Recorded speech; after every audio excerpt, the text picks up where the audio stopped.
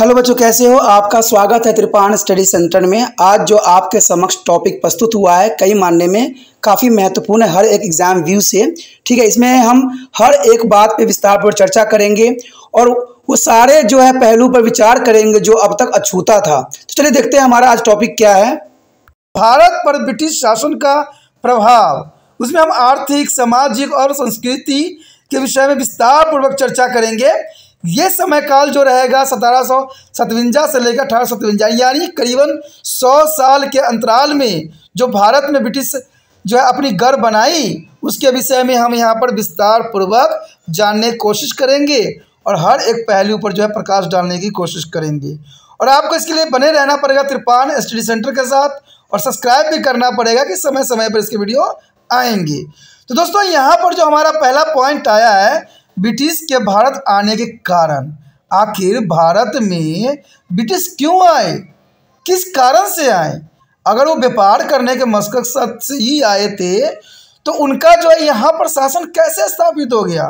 क्या उस समय राजाओं में ताकत नहीं थी जो ब्रिटिश के नीतियों को सफल कर सके? क्या भारत में कुछ ऐसी चल रही थी समस्या जिसको ब्रिटिश को जो है स्टेबलेट होने में पूरा जो है माहौल तैयार करके दिया?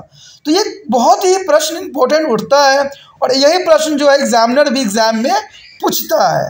तो इसी पे हम अभी विचार करने जा रहे हैं और एक पहलू पर जो है प्रकाश डालेंगे। देखा जाए तो ब्रिटिश भारत आने का कारण, आखिर ब्रिटिश भारत पे क्यों आए?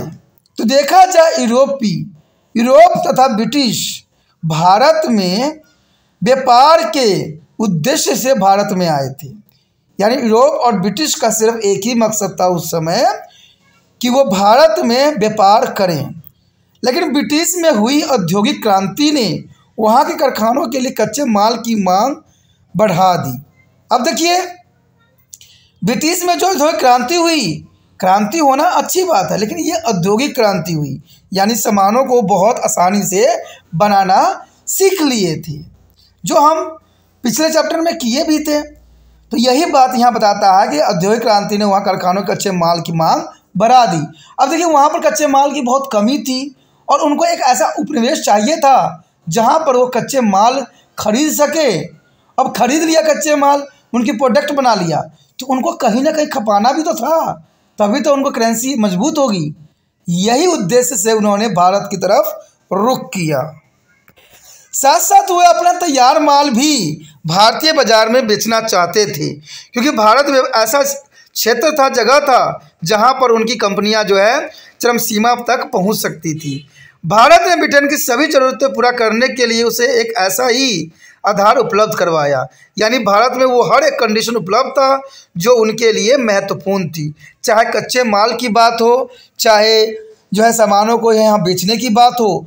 दोनों कंडीशन में जो है ब्रिटिश के लिए जो है यहाँ पर पूरा माहौल तैयार करके दिया गया। 18वीं सदी में भारत में आंतरिक सत्ता के लिए संघर्ष की स्थिति थी। आपको पता है भारत में ये सदैव ही चलती आ रही है और मुझे भी नहीं लग रहा कि कभी फ्यूचर में भी ख़त्म होने वाला है, कि सत्ता के लिए संघर्ष सदैव चलती ही रहती है।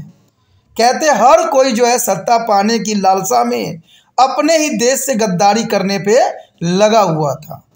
मुगल साम्राज्य की शक्ति भी उस समय बहुत कम हो गया था, क्योंकि औरंगजेब जो था उस समय बहुत ही जो है कमज़ोर शासक के रूप में उभर रहा था। कहते हैं ऐसे तो औरंगजेब काफ़ी पावरफुल था और अच्छा खासा चलाया, लेकिन औरंगजेब के बाद कोई भी ऐसा शासक नहीं आया जो ब्रिटिश से संघर्ष कर सके। अंततः ब्रिटिश अधिकारियों के पास भारतीय क्षेत्र पर अपनी पकड़ स्थापित करने का अवसर था। अब देखिए, ये बहुत महत्वपूर्ण बात रखता है अभी भी और आने वाला समय में भी, कि जब हम अपने ही घर में आपस में लड़ते रहेंगे तो दूसरा व्यक्ति जो है फ़ायदा उठा लेगा। आपने बंदर और बिल्ली वाली स्टोरी तो सुनी ही होगी। कहते हैं जब दो व्यक्ति आपस में लड़ रहे होते हैं तो तीसरा 100% है जो वो फ़ायदा उठा लेगा।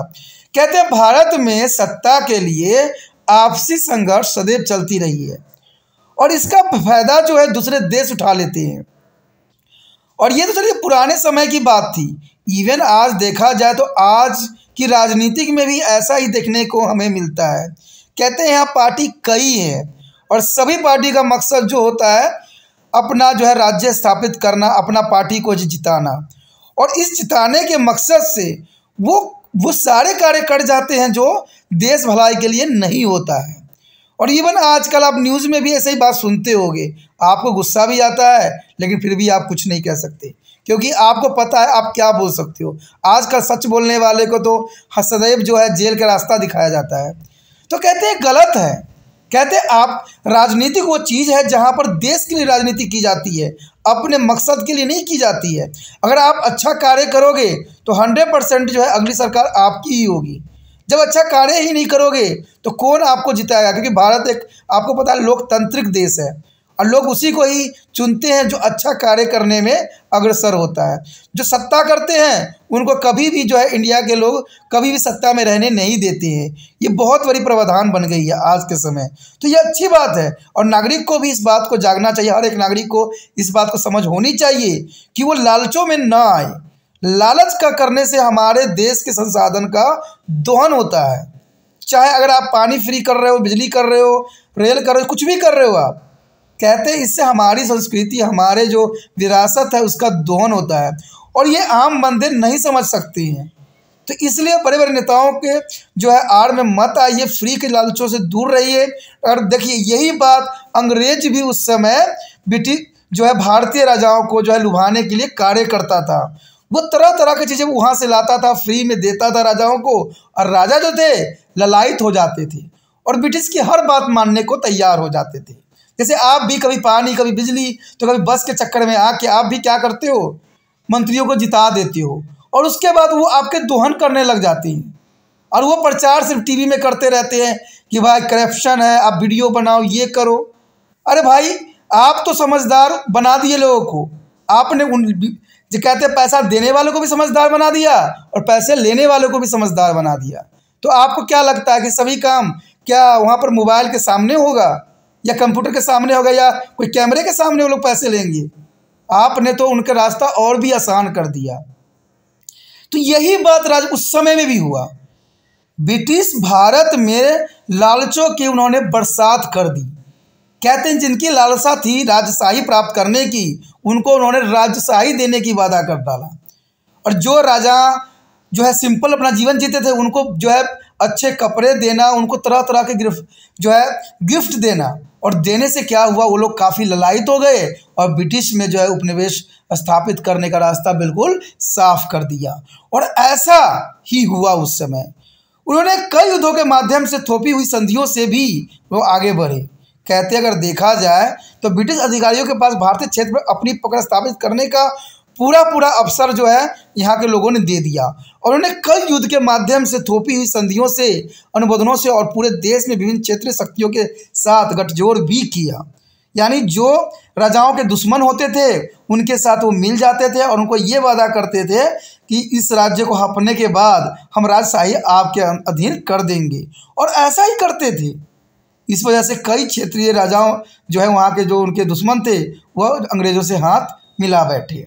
अपनी नई प्रशासनिक और आर्थिक नीतियों की मदद से कहते हैं संपूर्ण देश पर अपना नियंत्रण दृढ़ बना लिया और इस तरह भारत जो है गुलामी की जंजीरों में कस गया।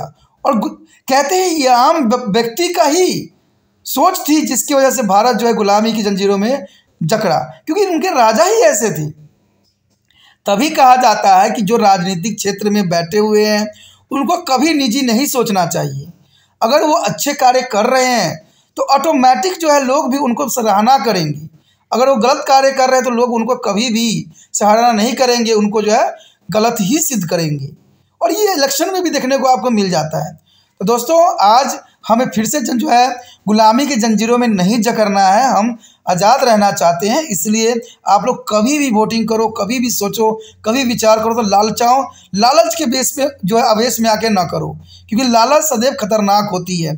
लालच करनी बुरी वाला है। ये बचपन से आप बच्चों की स्टोरी सिखा रहे हो और स्वयं ही इस रास्ते पे चल नहीं रहे हो। ये तो बहुत बड़ी बात आ जाती है कि जो शिक्षा हम बच्चों को दे रहे हैं और उसी शिक्षा हम न लेके हम लालचों को जो है पिटारे में फंसते जा रहे हैं, और इसका परिणाम आने वाला समय में बहुत ही दुष्कर्म होगा। क्योंकि कोई चीज़ फ्री होती है तो आगे चल के वो चीज़ें आप पे ही पड़ती है, उसका जितने भी अमाउंट होते हैं, पैसे लगते हैं, वो कोई ना कोई रूप में आप पे ही पड़ता है। तो इससे अच्छा है कि उस चीज़ की हम पैसे चुका के ही अपने आप को जो है निश्चिंत का सांस लें। तो ये महत्वपूर्ण बात यहाँ आती है, और वही बात जो है उस समय के राजाओं ने ये बात नहीं सोची, और अपनी प्रशासनिक और आर्थिक नीति की मदद से संपूर्ण देश पर जो है उन्होंने जो है ब्रिटिशों ने अपना नियंत्रण स्थापित करने में सफल हो गए। उनकी भू राजस्व नीतियों के किसानों और उनसे राजस्व में बड़ी रकम प्राप्त की। अब अंग्रेजों के जो है अपने आड़ में ले लिया राजाओं को, तो उन्होंने जो है राजाओं ने क्या किया, भू राजस्व इकट्ठा करने के लिए अंग्रेजों को ही निमंत्रण दिया, अंग्रेजों को ही ठेका दे दिया, और उन्होंने जो है किसानों के साथ बहुत ही दुराचारी का जो है सबब अपनाया। उन्होंने अधिक से अधिक रकम उनसे प्राप्त करने की होड़ में लग गई। उन्होंने कृषि के विभिन्न फसलों को जो है व्यवसायीकरण पर बल दे दिया और ब्रिटिश के उद्योग के लिए कच्चा माल की आपूर्ति सुनिश्चित किया। और ये सुनिश्चित के अंतर्गत आपको एग्जाम्पल के तौर पे मैं बता दूं कि जो नील की खेती के लिए जो चंपारण में घटना घटी थी वो इन्हीं में से एक था। कहते हैं मजबूत राजनीतिक नियंत्रण के साथ ब्रिटिश भारत में व्यापार पर एकाधिकार करने में सक्षम हो गए, क्योंकि उन्होंने पहले ही राजाओं को जो है अपने नियंत्रण में कर लिया। यानी मजबूत राजनीतिक नियंत्रण के साथ ब्रिटिश भारत में व्यापार का एकाधिकार करने में सक्षम हो गए, क्योंकि राजा उनके साथ थे, राजा उनके हाथ में थे, जैसे मर्जी जो है यहाँ के नागरिकों के साथ वो कर सकते थे। उन्होंने अपनी विदेशी प्रतिद्वंदियों के व्यापार में हरा दिया और उनका कोई प्रतिद्वंदी नहीं रहा। तो ये भी उस समय काफ़ी महत्वपूर्ण बात थी। उन्होंने सभी प्रकार के कच्चा माल की बिक्री पर एकाधिकार कर लिया, क्योंकि पहले देखिए ब्रिटिश जो आए थे सिर्फ अपना व्यापार के सोच विचार लेके आए थे, लेकिन जब उन्होंने हर क्षेत्र पे कब्जा कर लिया तो उन्होंने सभी प्रकार के कच्चा मालों पर बिक्री पर एकाधिकार उनका हो गया। उसे कम कीमत पर खरीद, जबकि भारतीय बुनकर इसे अधिक मूल्य पर खरीदते थे। अब देखिए जो बुनकर होते थे उनके सामान ही अधिक कीमत पे खरीदते थे, और भारत में जो कच्चे पदार्थ होते थे उनको बहुत ही लो प्राइस में खरीदी जाती थी। अपने स्वयं के उद्योग की रक्षा के लिए ब्रिटेन ने भारतीय माल पर भारी आयात कर लगाया। देखिए ये काफ़ी महत्वपूर्ण थी कि अपने ही देश में अपने ही राजाओं के हाथे न बंदी बन के ब्रिटिश के हाथों जो है यहाँ का उद्योग बन गया। तो यही बात यहाँ संकेत देता है। आज भी जो हमारे देश में बहुत से लोगों का विचार ये है कि विदेशी कंपनियाँ भारत में आएगी तो यहाँ की अर्थव्यवस्था मजबूत होगा, लेकिन एक बात उनको समझ नहीं आ रहा है इतिहास से कि जैसे हमारे पुराने समय में हुआ कि यहाँ पर तो व्यापार करने आते हैं, लेकिन यहाँ की जो कंडीशन राजनीतिक होती है लड़ाई झगड़े की होती है, और लड़ाई झगड़े में दूसरा बंदा फ़ायदा उठा जाएगा, ये हमेशा होता ही रहेगा। तो ये बात काफ़ी महत्वपूर्ण है कि अगर हमारे देश में जब तक राजनीतिक जो है एकता मजबूत नहीं होगी, हर पार्टियों को अपना अपना कार्य भली भांति करने की आवश्यकता है, राजनीतिक करने की ज़रूरत नहीं है। कहते हैं जो अच्छा कार्य करेगा अपने क्षेत्र में वो सदैव ही विजय रहेगा। ये तो भारत में हर एक व्यक्ति जानता है, लेकिन गलत रास्तों से किया गया कार्य कभी भी जो है देश कल्याण के लिए और सुखद नहीं होती है। देश में परिवहन का संचार प्रणाली को सुधारने के लिए विभिन्न निर्देश भी दिए गए, ताकि खेतों से बंदरगाहों तक कच्चा माल और बंदरगाहों से बाजारों तक तैयार माल की आवाजाही आसान हो सके। अब देखिए भारत में पूरा जो है अंग्रेज़ों का पैर पसर चुका था, तो उनको व्यापार के लिए भी सरल बनाना था, और सरल बनाने के लिए उन्होंने जो है परिवहन और संचार प्रणाली की बहुत ही सुधार किया। उन्होंने हर एक चीज़ अपनाया जिससे बंदरगाहों तक कच्चे माल और बंदरगाह से कच्चे माल बाज़ारों तक आसानी से पहुंच जाए, इनके उन्होंने प्रावधान किया। साथ साथ अंग्रेजी शिक्षा का भी शुरुआत की, क्योंकि यहाँ पर उनके भाषा को समझने वाले कोई भी भारतीय नहीं थे, इसलिए उन्होंने जो है अंग्रेजी शिक्षा का भी शुभ आरंभ किया, जो शिक्षित भारतीयों का एक ऐसा वर्ग तैयार करे जो अंग्रेजों के देश प्रशासन करने और अपनी राजनीतिक सत्ता दृढ़ करने में मदद करे। तो जर्नल सी बात है, ये शिक्षा का माध्यम भी उन्होंने ही दिया। अगर वो शिक्षा नहीं देते भारतीय लोगों में तो शायद उनकी भाषा, उनकी विचारधारा वो नहीं समझ पाती, और इसके लिए उन्होंने जो है भारत में जो है अंग्रेजी को अनिवार्य बना दिया और दृढ़ करने में हर संभव कोशिश किया। इन सभी उपयोगों ने अंग्रेजों को भारत में अपना जो है शासन स्थापित करने और इसे दृढ़ करने जारी रखने में मदद की। तो यही वो कारण थी जिसके वजह से भारत जो है 100 साल की दास्तान जो यहाँ पर हमारे टॉपिक के अंतर्गत आया है, उसी की हम बात कर रहे हैं, जो काफ़ी महत्वपूर्ण है। देखिए यहाँ पर आपको दो चित्र दिख रहे होंगे, बहुत काफ़ी महत्वपूर्ण है। 1808 की ये करेंसी है जो ब्रिटिश कंपनियों ने भारत में जो चलाया था। आप देख सकते हो यहाँ पर लिखा हुआ है ईस्ट इंडिया कंपनी, ठीक है, एक्स कैश। तो ये करेंसी है जिसको ईस्ट इंडिया कंपनी ने भारत में उस समय चलाई थी और ये अर्थव्यवस्था पर सबसे पहला अधिकार करने का उनका एक मकसद था। और भी करेंसी थी जो काफ़ी महत्वपूर्ण थी। अब देख सकते हो कि यहाँ पर जो है पेपर करेंसी है और इस पर भी लिखा हुआ है ईस्ट इंडिया कंपनी। और इस तरह जो है वो भारत में अपना दबदबा बनाने में हर संभव कोशिश किया, क्योंकि उन्होंने जो है व्यापार के साथ उन्होंने इकोनॉमिकल अर्थव्यवस्था पे भी अपना कब्जा कर लिया, इवन कि राज्य शासन पे भी कब्जा कर लिया और पूरे भारत पे उनका जो है दबदबा बन गया। तो जनरल सी बात है, उन्होंने करेंसी पे भी अपना अधिकार स्थापित कर लिया। तो इस तरह जो है भारत में अंग्रेज़ों ने अपना जो है पैर को जो है पसारा और भारत को जो है 250 सालों की गुलामी दी। तो ये काफ़ी महत्वपूर्ण टॉपिक था। हमने हर बात के बारे में जाना और समझा कि इतिहास से भी हम कुछ ज्ञान हासिल कर सकते हैं और वो गलती ना करें जो पुराने समय में राजा महाराजाओं ने किया। अगर वही गलती आज दोहराई जाती है तो 100% है कि आने वाला समय में भारत फिर से जो है गुलामी की जंजीरों में जकड़ जाएगा, जो नहीं होना चाहिए। ये हमारे लिए भी सही नहीं है और पूरे देश के लिए सही नहीं है। तो इसी के साथ हमारा टॉपिक भी ख़त्म हो जाता है जो काफ़ी महत्वपूर्ण था। हमने हर एक बात पे जो है आपको समझाने की कोशिश किया। अगर ये वीडियो आपको समझ में आया, अच्छा लगा, अच्छी सोच लगी, तो जितना हो सके इस वीडियो को जो है दूसरे बच्चे तक पहुँचाने में आप तिरपान स्टडी सेंटर का हेल्प कर सकती हो। अगर आप हेल्प करने का मतलब तो वो बनाते हो तो जर्नल सी बात है, कुछ अच्छी ही बात होगी, इसलिए कुछ सोचना नहीं है। जितना हो सके इस वीडियो को शेयर करना है और शेयर करने के लिए कुछ नहीं करना है, यूट्यूब से लिंक को कॉपी करना है और व्हाट्सएप स्टेटस पे लगा देना है। जिन बच्चे के कांटेक्ट में आप होगे उनको ये वीडियो मिलेगी, देखेंगे, समझेंगे। नहीं अच्छा लगेगा इग्नोर कर देंगे, क्योंकि कहते हैं जो चीज़ सही होता है वो सही होता है, वो गलत कभी बन नहीं सकती। ठीक है, अगर पहली बार वीडियो देख रहे थे चैनल को सब्सक्राइब करके अपने मोबाइल में अवश्य सेव कर लीजिए, क्योंकि चैनल को सब्सक्राइब नहीं कीजिएगा तो आने वाला वीडियो का नोटिफिकेशन भी आपको प्राप्त नहीं हो पाएगा। और आपको पता है तिरपान सेंटर जो है 8th से लेके MA तक के बच्चों के लिए अग्रसर है।